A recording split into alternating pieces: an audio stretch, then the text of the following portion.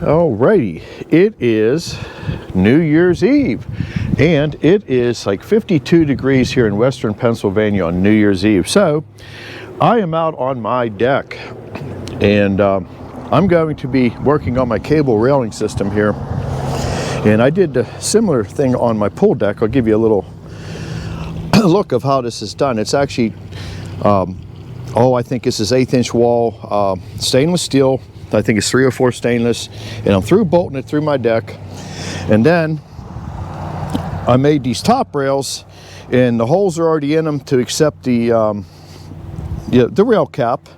And what we're going to do is we're going to plug weld these, and that's basically you drill a hole and you fill that full weld, and then later on I'll come back with my MIG and I'll do a nice weld here, but this will all be hidden because this is just going to be the strength of the, it's going to tie everything together. So give you a little glance of my pool deck, and you can see the old railing here. This was a temporary rail. So I showed you last year we did some work on that pool deck, and I changed it up a little bit on this deck because I don't want the round cap on that. And the reason I did that on a pool deck, I didn't want no one setting drinks and stuff there, and then pretty soon you got stuff in the pool. And so, but that turned out really nice. That was my first experience, and you can see that this old rail it's had it. So I just had a cheap old fence around it, and it worked out very well. And you can see what I did here. This is basically 2 tabs that I had, I don't know if that sun's getting you too bad, 2 tabs that I welded to each post, through bolted them. This is all the holes for the cable strands to go through. So I'm going to go and put you on the stand here, and we're going to be using this is a 112, I'm dyslexic. This is a 112, basically a nickel rod, and that's going to give us our stainless. So I got the welder fired up, and we're going to go ahead and tack this up for you. And then after this is all welded up here, got to put my safety mittens on, especially when you're welding. That's probably one of the better times to wear gloves. And I got my old Auto Dark helmet on here. I'm going to go ahead and just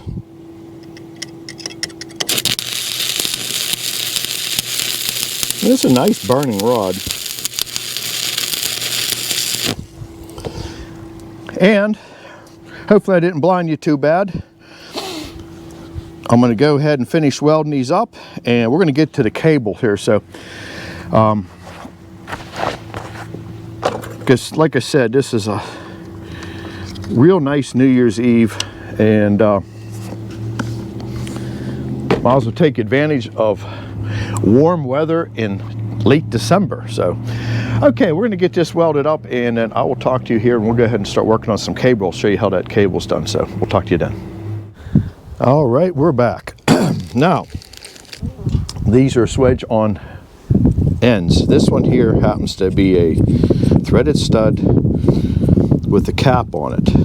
We're going to use that for the one end that we will not be tensioning with. You could use it for tensioning, but we can't get on it to hold that end. So the only side we're going to be using is this is going to be our tensioner. So this is basically another crimp on end. They call it a swedge on end.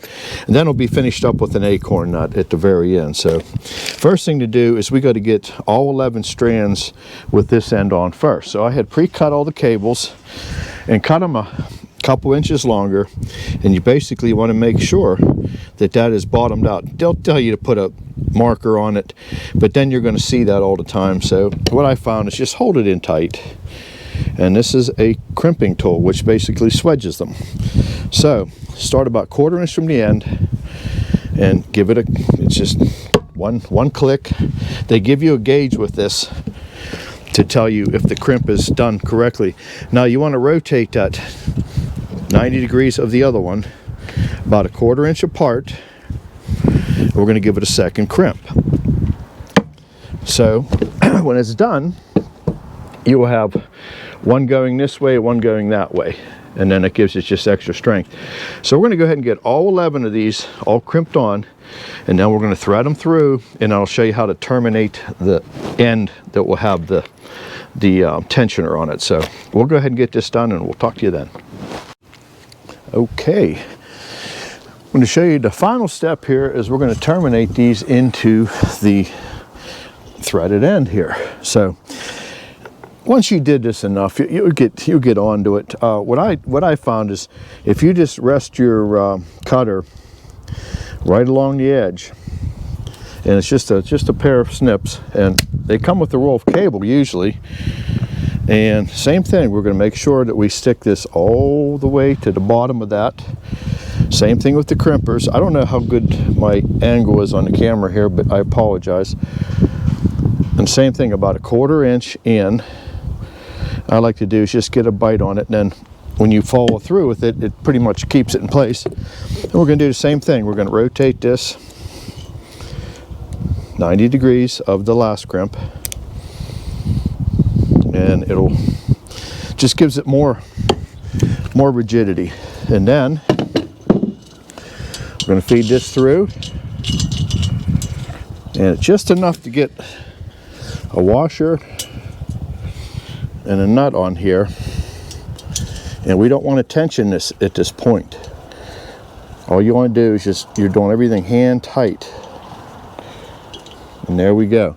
So we're going to get all the rest of these cables done, and I'll show you the procedure for tensioning, but we're not going to put full tension on until I'm done putting a cap rail on this, and that'll probably be somewhere towards spring. So I hope you enjoyed this. I'll give you one more shot here when I get the rest of these terminated, but you can see the real clean look.